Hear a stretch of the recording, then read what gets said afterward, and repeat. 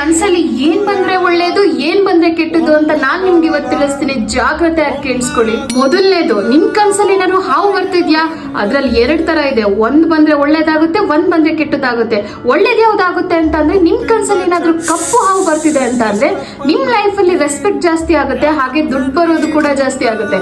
ಹಾಗೆ ಏನಾದ್ರೂ ಬಿಳಿ ಕಲರ್ ಹಾವು ಬರ್ತಿದೆ ಅಂದ್ರೆ ಖಂಡಿತವಾಗ್ಲೂ ಹೇಳ್ತಿದೀನಿ, ಅದು ಕೆಟ್ಟ ಕನ್ಸೆ. ಯಾಕಂದ್ರೆ ನೀವು ಇದರಿಂದ ತಿಳ್ಕೊಬಹುದು ನಿಮ್ ಫ್ರೆಂಡ್ಸ್ ನಿಮ್ಮಿಂದ ಏನೋ ಪ್ಲಾನ್ ಮಾಡ್ತಿದ್ದಾರೆ ನಿಮ್ ಕೆಟ್ಟದಾಗ್ಲಿ ಅಂತ.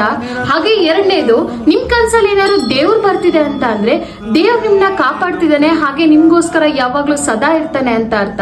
ಹಾಗೆ ನೀವೇನಾದ್ರೂ ದೇವಸ್ಥಾನಕ್ಕೆ ಹೋಗ್ತಿರೋ ಕನ್ಸ್ ಬರ್ತಿದೆ ಅಂತ ಅಂದ್ರೆ ನೀವು ಹೋಗ್ತಿರೋ ದಾರಿ ಕರೆಕ್ಟ್ ಆಗಿದೆ, ದೇವ್ರಿಂದ ನಿಮಗೆ ಅದಕ್ಕೆ ಸಪೋರ್ಟ್ ಇದೆ ಅಂತ ಅರ್ಥ.